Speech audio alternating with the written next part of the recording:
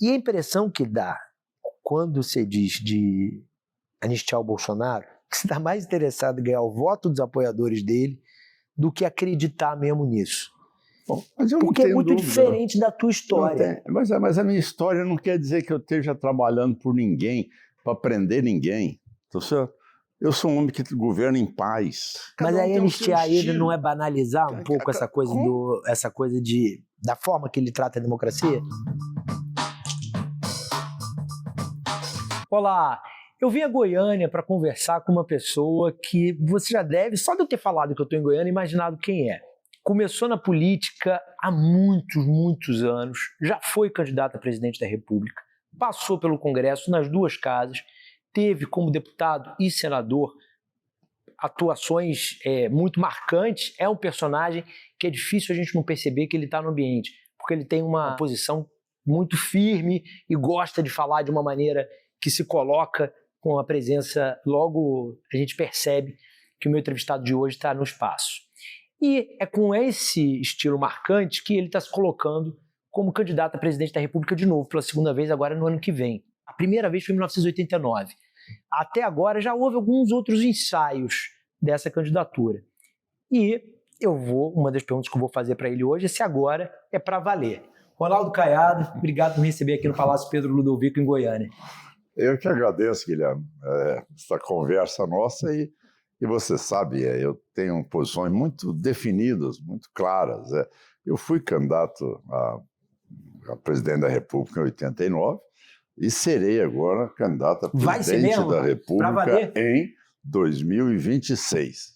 Tanto é que eu sou o único pré-candidato que já lancei minha pré-candidatura desde 4 de abril em Salvador, tá certo? E tenho sido convidado aí para ir em vários estados, participar de debates, entrevistas e tudo mais. Agora, esse é um processo já definitivo. Já o processo de Goiás já está muito bem, vamos dizer, administrado. Já temos o nosso candidato a governador, que é o nosso vice, o Daniel Vilela. Quem do nosso partido vai disputar o Senado. As chapas nossas já muito bem distribuídas. Então, isso tudo eu tive cuidado de poder organizar antes de entregar o governo agora no final do mês de março, tá certo? E a partir daí... No março do ano que vem, né? Sim, março de 2026, exatamente. Ou seja, daqui 9 meses, tá certo? Eu já estarei aí caminhando o Brasil todo, tá certo? Eu não tenho essa dúvida. Dia 30 de março, eu estarei transferindo o governo para o vice Daniel Vilela. Certo. Ele falou de uma casa arrumada, mas eu tenho perguntas aqui que vão permitir que a gente mate a curiosidade sobre como é que ele está vendo alguns senões nesse cenário que parece tão bem definido como ele fala. Antes da gente começar a entrevista, lembre de se inscrever no Amado Mundo, de ativar as notificações. Os primeiros episódios do Papo Amado, você sabe, são um oferecimento do BR Partners e da Ambipar. Governador, queria começar, antes da gente falar de 26 e da política de hoje, eu queria voltar um pouco no tempo. Caiado é um sobrenome de tradição na política goiana. Né? Que momento da sua vida que você percebeu que não ia ser médico, como tinha se formado para ser, e ia seguir na política? Na verdade, Guilherme, eu consegui exercer a medicina, me formei, me especializei em cirurgia da coluna vertebral, fiz minha pós-graduação na França, fui assistente do professor Nova Monteiro no Hospital do Fundão, no Rio de Janeiro, tá certo? E quando eu retornei para Goiás, tá certo? Eu exerci minha atividade tempo integral. Momento depois, na Constituinte, onde foi convocada a Constituinte, naquela onda de querer se apoderar, tá certo, de um governo socializante, eu montei aquele movimento da União Democrática Ruralista. A UDR. A UDR. E daí nós fizemos um grande movimento nacional, fomos vitoriosos no sentido de confirmar na Constituição brasileira o direito à propriedade da terra, porque o governo queria que a terra fosse propriedade da União e ele dividiria de acordo com uma visão socializante, certo? Então, nós conseguimos essa grande vitória. Naquela época, ser muito jovem, realmente não lembro daquele momento. De estudar, não é? E realmente foi um momento onde a tendência toda e o bonito todo era ser de esquerda, camiseta com Che Guevara, com a foice e o martelo. Quer dizer, não tinha ninguém que tivesse coragem de enfrentar o debate. Momento em que eu insurgi contra essa situação, tá certo? Realmente não só defendi essa tese, foi majoritária no Congresso Nacional, e depois, imediatamente, em 89, eu saí candidato a presidente da República. E daqueles 22, eu era o único ali que defendia direito de propriedade, livre iniciativa, economia de mercado. Não é? Então era mais ou menos que era abertamente de direita, né? Total, ali era, lógico, era só eu como candidato de direita, o resto todo era socializante ou uma esquerda maquiada, como você sabe que foi aquele período. Ou uma direita envergonhada, né? Porque tinha ali outros de direita, mas que não diziam você que não tinha coragem de assumir com autenticidade posições de defesa dos setores produtivos brasileiros. Agora, naquele momento, e a UDR nasce nesse contexto, tinha uma tensão no campo muito grande. Como que você compara aquele período com o período atual, que ainda tem uma tensão no campo também? E o que houve de lá para cá, na sua perspectiva, de avanços e retrocessos? Olha, agora o que tem de diferença daquele momento para hoje? É enorme, Guilherme.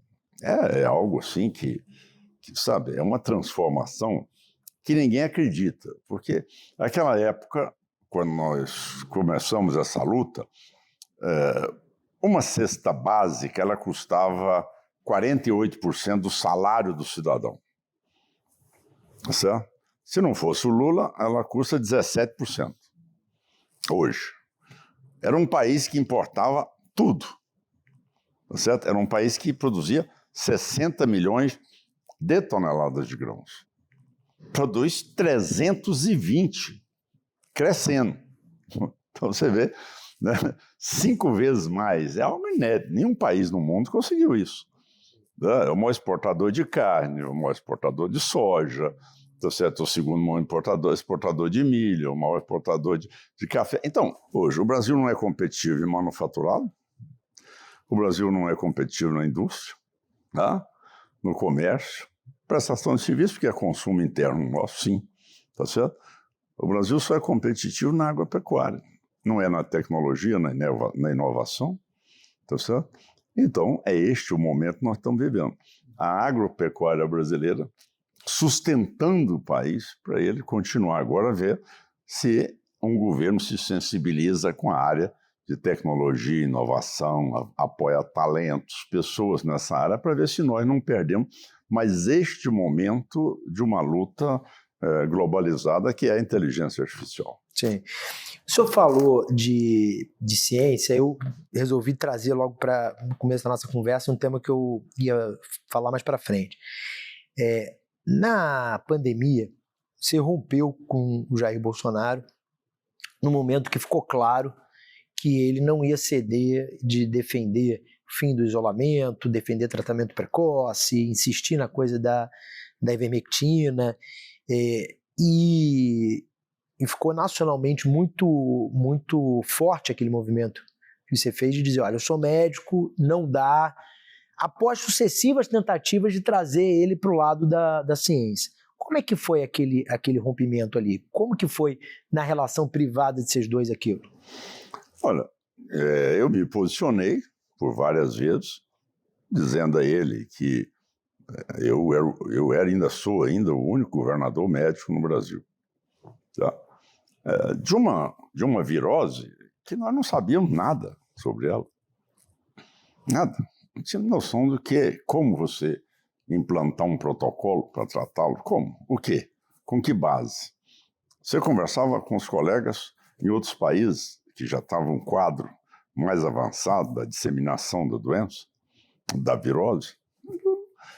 Cara, vamos fazer, talvez, quem sabe, aí maior concentração de corticoide, vamos ver o que a gente pode melhorar, tratando aí com oxigenação mais forte em termos dos pacientes com quadros também, mas não tinha um protocolo, tá certo? Falando, não, isto aqui nós vamos combater desta maneira. Até porque não tem isso para virose, Porque vírus, você trata as complicações ou você vacina para não ter a complicação. Bom, naquele momento, qual é que é o mandamento primário em qualquer virose? Qualquer virose, não interessa uma virose, mas aquela virose que você não tem como combatê-la, certo? Que ela chega e provoca a morte de milhares de pessoas, você tem uma atitude que ela tem que ser imediata, que é o afastamento entre as pessoas. Proteger os que não estão contaminados, né? Exato. Isso é primário, isso é elementar. Ninguém discute isso na medicina. Olha, eu tenho uma virose, agora eu vou concentrar pessoas. Quer dizer, eu vou ampliar minha capacidade de disseminação de um vírus que eu não sei como tratá-lo, que eu não tenho UTIs suficientes para atender os pacientes em caso grave, tá certo? Que nós assistimos pessoas morrendo na porta dos hospitais, sem leite de UTI, outros lugares sem oxigênio. Então, antes que chegasse a tudo aquilo, eu disse ao presidente, tá certo, que isto aí exigiria uma atitude mais enérgica. E aí, em 22, você volta, apoia, né? Sim, 22, no primeiro turno, tá certo? Teve a candidata do meu partido, do União Brasil, tá certo? E ele lançou um candidato aqui em Goiás também. Eu ganhei a eleição no primeiro turno, foi inédito, porque Goiás nunca elegeu um candidato no segundo mandato no primeiro turno. Uhum. Eu fui o primeiro a vencer aqui. E aí, no segundo turno, eu apoiei, porque eu não tinha a menor identidade com aquilo que eu tenho de história de vida com o PT do Lula. Certo? Eu sempre, é o que eu costumo dizer, eu sou o mais longevo opositor ao Lula na história política brasileira, né? Porque muitos já foram, já voltaram, já tiveram recaídas, foram de novo. Eu não, você vê que desde 86 ele montou o MST, eu montei o DR. Certo? Eu fui candidato pelo PT, eu fui candidato naquela época pelo PSD, na primeira eleição de 89. E daí foi várias eleições na Câmara, no Senado e aqui no governo do Estado. Agora, uma coisa é você ter posições contrárias, outra coisa é você conversar, dialogar, discutir. Isso faz parte da política, tá certo? Entre 22 e 24, a relação sua com o Bolsonaro ficou melhor, né, do que foi em boa parte do governo. E em 24 voltaram a se enfrentar porque Goiânia virou para ele quase uma questão de honra te derrotar, né? E perdeu. E perdeu de novo. E como é que ficou a relação de lá para cá? Não, eu converso, eu me encontro com ele, converso, telefono, eu respondo, eu ligo também. Até, essa é aquilo que eu falo, tá certo? Eu faço política com muita vontade. Eu não faço política mais ou menos. Eu faço política 24 horas por dia no sentido de fazer o que o Estado tem que fazer. Não, e o Bolsonaro sim, se empenhou, sim, né? Se empenhou, veio pra cá e tudo, tal, passou o dia da eleição aqui. Isso. Tá certo? Só não quis ficar pra apuração. E hoje vocês se falam com que frequência? Como é que tá? Muita frequência. Eu falei com ele tem o quê? 2 dias. Hoje é segunda, não? Falei sexta-feira. Como é que você vê o inquérito do golpe? O Bolsonaro deve ser preso? Olha, essa é uma decisão do Poder Judiciário, tá certo? Eu já me declarei por várias vezes, que o primeiro ato meu como presidente da República, se for eleito, vai ser anistiar esse processo de 8 de janeiro, acabar com ele definitivamente. Mas por quê? Ponto final. Por uma coisa só. Porque se você for buscar ali, certo? Você viu um processo onde essas pessoas já estão presas há 2 anos e 6 meses. Tá? Foi um processo de vandalismo em todos aqueles órgãos do governo.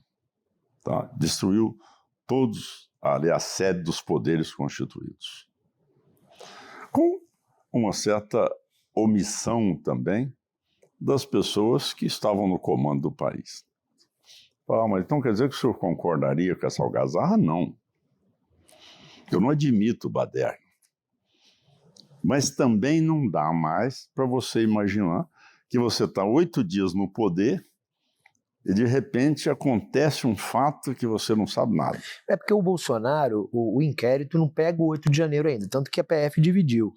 O que está se tratando nesse caso é o que ele ainda no poder fez para tentar continuar no poder, né? E aí a gente tem a palavra do então comandante do Exército, então comandante da Aeronáutica, dizendo que ele falou em golpe. É separado do 8 de janeiro, né? Mas você vê que Juscelino Kubitschek não falaram, né? Juscelino Kubitschek, então logo ele foi eleito, a Aeronáutica se rebelou, ocupou Aragarças, tá certo? E decretou o enfrentamento com ele. Sim. É isso? Então não foi. E foi errado, né? Então não foi uma suposição. Hã? Aí você está discutindo uma suposição de um fato. Tá? Nesse fato, o Juscelino ocorreu. Tá certo? Explícita, com força, aí com poderio. Uma tentativa de golpe mesmo, né? Mas com poderio da aeronáutica. Certo? Agora, esse aí seria o quê? Um GLO? O que eles dizem que sim, né? Mas, GLO onde não cabia GLO, né? Dizem, tudo bem, mas e daí? O que o Juscelino fez? Aforriou todo mundo, deixa eu trabalhar, gente, deixa eu construir Brasília, deixa eu desenvolver o Brasil, deixa eu tirar o Brasil da acomodação do litoral, levar para a região que o Brasil precisa desenvolver. Vamos continuar o Brasil. A sua história é muito semelhante a algumas bandeiras quando o Bolsonaro, e completamente diferente no modo do que ele escolheu. Em momento nenhum na sua vida de parlamentar, você defendeu coisas que ele defendeu, nunca fez nenhum movimento de jogar fora da regra do jogo. Eu nunca vou fazer. E a impressão que dá quando você diz de anistiar o Bolsonaro, que você está mais interessado em ganhar o voto dos apoiadores dele do que acreditar mesmo nisso. Bom, mas porque é muito diferente da tua história. Mas a minha história não quer dizer que eu esteja trabalhando por ninguém, para prender ninguém. Tá certo? Eu sou um homem que governa em paz. Eu sou um homem que governa em paz. Eu sou um homem que governa com o Tribunal de Justiça, com a Assembleia Legislativa, com o Tribunal de Contas, com a Defensoria Pública. Tá certo? Eu governo com todos os poderes. Mas aí anistiar ele não é banalizar um pouco essa coisa da forma que ele trata a democracia? Mas, meu amigo, cada um tem o seu estilo, eu tenho o meu. Eu não preciso reproduzir história de ninguém, eu tenho a minha. Sim. Eu tenho 40 anos de vida pública. Você já viu eu envolvido em bandalheira? Foi essa distinção que eu estou fazendo, né? Você já viu eu envolvido em golpe? Você já viu eu envolvido em benefício pessoal? Não. Então, eu governo, mas também tentando dizer, se você continuar levando o Brasil da situação que está, tá certo? Você vai cada vez mais alimentar essa situação de um contra o outro. É isso. Sim. Você não acha que se o Lula tivesse chegado... contra eles, né? Você não acha que se o Lula tivesse chegado no poder e cumprido o que ele colocou, não teria resolvido esse assunto? Eu vou pacificar o Brasil, essa era a conversa dele. Eu vou acabar com esse problema e vou botar o Brasil para avançar e trabalhar e produzir e gerar riqueza. O que ele fez? Ficou nesse bate-boca de lá para cá, daqui para lá. O que isso produz de resultado, rapaz? Por que eu sou o mais bem avaliado? Porque eu governo em conjunto. Agora, o que eu sei é que ninguém governa, chegar no governo, então vamos acirrar mais ainda esse problema, é isso? Vamos ampliar mais as penas? Vamos prender mais aqui? Vamos prender mais gente acolá? Gente, por favor, nós precisamos de parar com isso.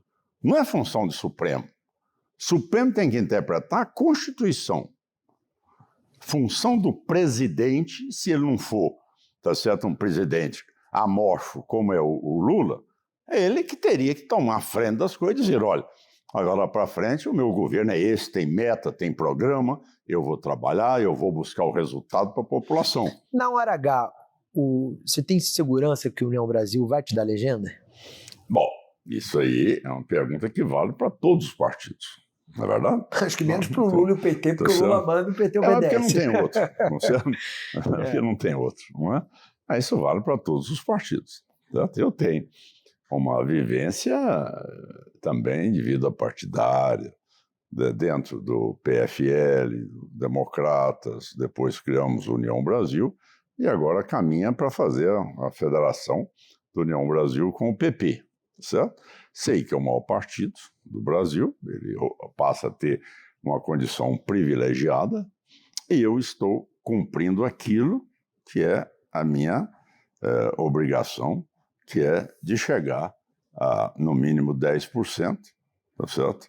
Dentro de um trabalho junto à opinião pública. Agora, isso é o que foi acordado, tá certo? Então, junto a isso, tem a presença do ACM Neto, tem a presença do Zé Agripino, tá certo? Tem a minha presença, tem a presença do Rueda. Então, essas pessoas têm aquilo que você sabe, são acertos e acordos que são cumpridos na política baseado naquele compromisso que você faz. Sim.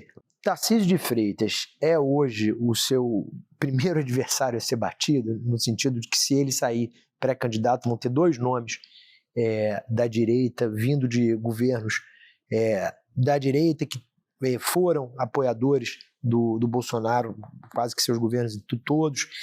Quer dizer, se ele hoje sair candidato, dificulta a sua vida, ou você mantém sua candidatura, mesmo o Tarcísio candidato? Bem, primeiro, com todo o respeito que eu tenho, pela amizade que eu tenho com o Tarcísio, eu acho que ele tem mais do que direito de colocar a sua candidatura. Tem direito de colocar? Lógico, tem todo direito de colocar a candidatura. Não tem por que ter veto. Isso é uma decisão de ordem pessoal dele. Tá certo? Então, coloca a candidatura dele. Eu não sou candidato contra ele, até porque nós temos uma identidade também de princípios e, ao mesmo tempo, é uma convergência de ideias. Agora, o que eu vou demonstrar é aquilo que eu tenho, tá certo, na minha vida para enfrentar hoje uma eleição que, para mim, vai ser a grande definidora, será ali o divisor de águas entre o Brasil ter um presidente agora que tenha coragem, como eu, dizer eu não vou para a reeleição, e garantir isso ao eleitor. E que farei as mudanças necessárias para que realmente traga governabilidade no país, capaz de poder ter que enfrentar situações que muitos que querem ir para a reeleição se acomodam. Então não é uma eleição só. É uma eleição que, se o candidato da centro-direita não der conta de cumprir as suas tarefas, ele vai entregar para a esquerda definitivamente o processo dele para frente. E que tarefas seriam essas? Tarefa de você poder, em primeiro lugar, saber quais são as reformas que você tem que implantar. Qual é o compromisso que você vai assumir com a população, que você vai ter a capacidade, e esse é o ponto de vista que eu já coloquei, de um corte de 1% da relação dívida-PIB do governo federal, tá certo? De poder rever grande parte de duplicação de benefícios e de incentivos fiscais que nós temos no Brasil, tá? De, ao mesmo tempo, ter uma política capaz de beneficiar, aí sim, a área de pesquisa, de educação e de tecnologia nessa área, que eu acho que hoje é o ponto que nós mais estamos deixando a desejar em relação ao país. É poder mostrar transparência nos gastos públicos. Só para você ter uma ideia, como é que pode, em 2024, tá certo?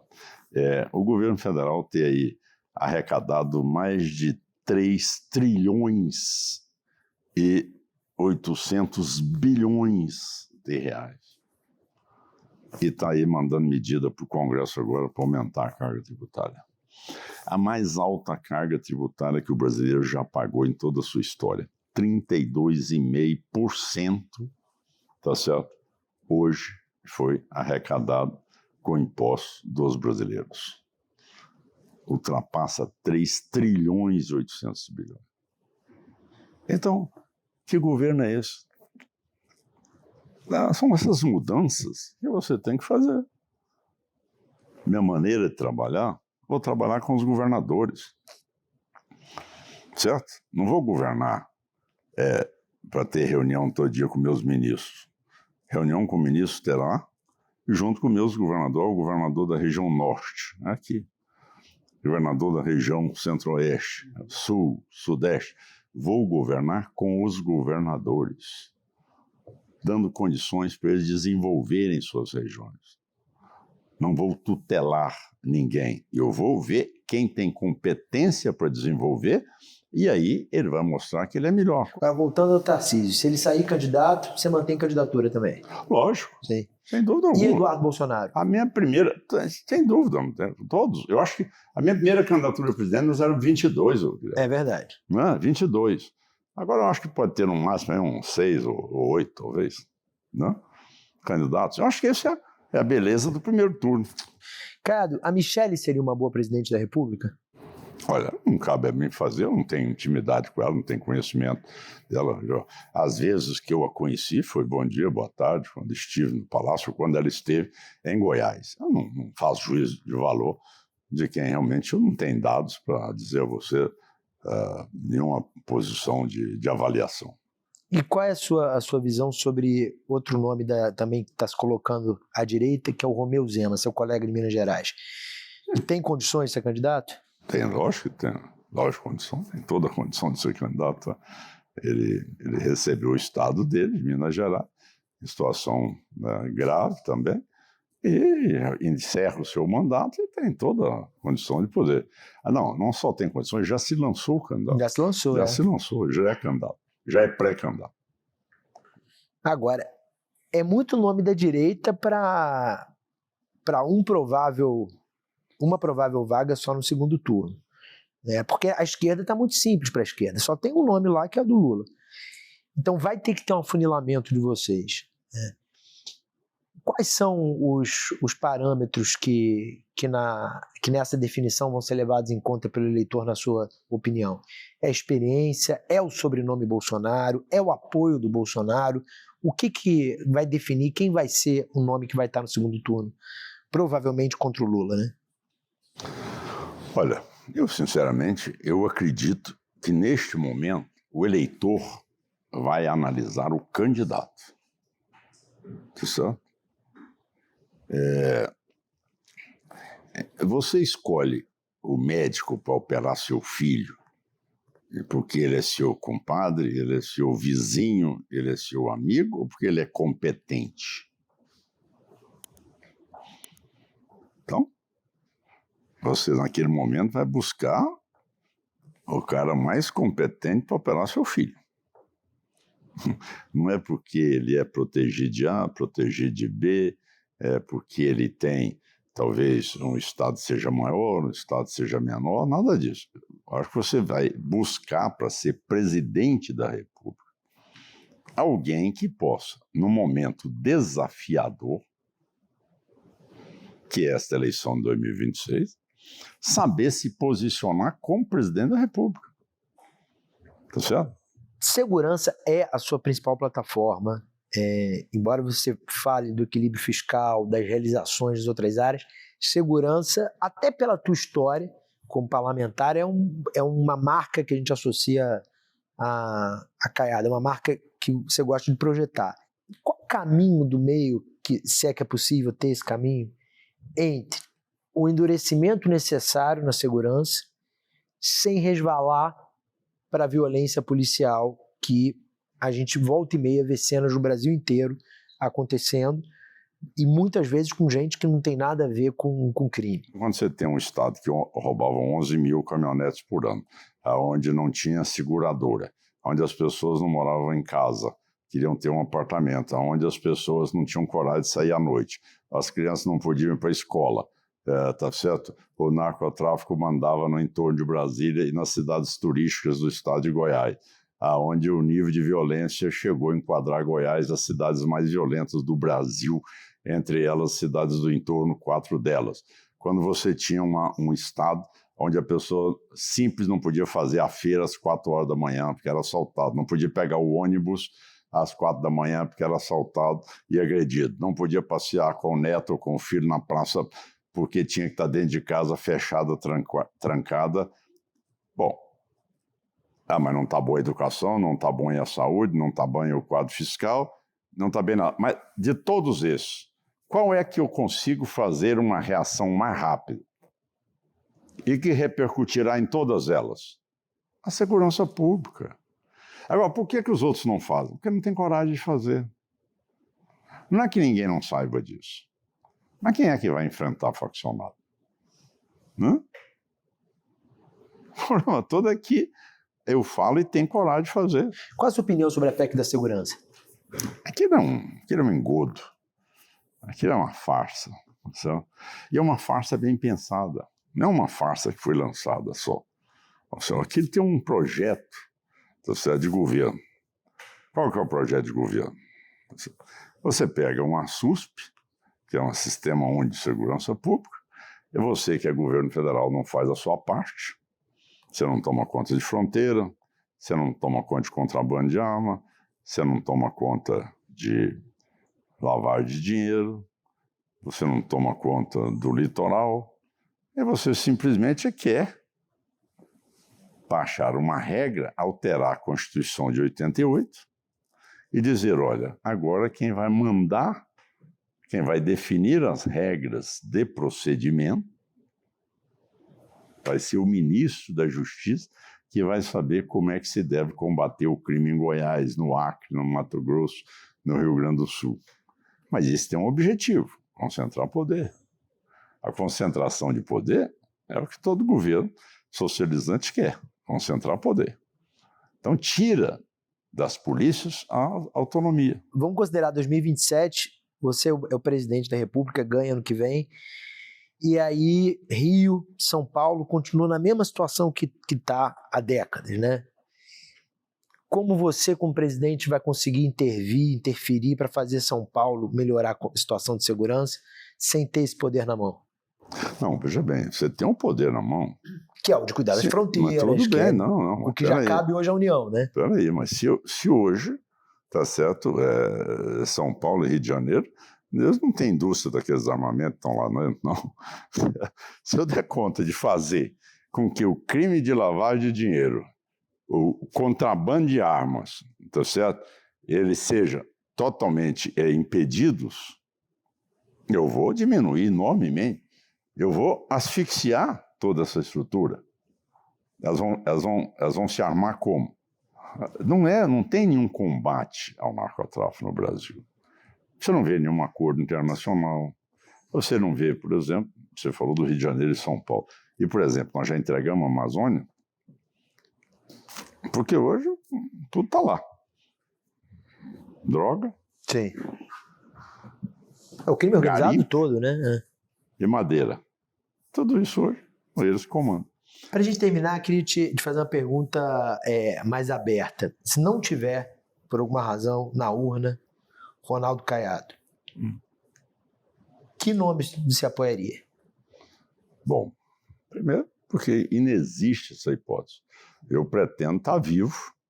Tá certo? Tá, vivo vai estar. Então eu estarei na urna. Mas então eu estarei na urna. A dúvida é se vai ter legenda. Essa possibilidade não existe, ela. Porque não tem essa hipótese de eu não ser isso. Então eu me sinto, não só pela idade, mas pelos cargos e a experiência de vida que eu acumulei, eu me sinto 100% credenciado para ir para o debate político de 2026. Cara, obrigado pelo papo. Valeu. Daqui até lá a gente vai acompanhando cada etapa dessa história. E a você que seguiu até aqui, obrigado por mais um Papo Amado comigo. Lembra de se inscrever no Amado Mundo e ativar as notificações para você ficar sabendo em primeira mão do nosso próximo Papo Amado. Valeu!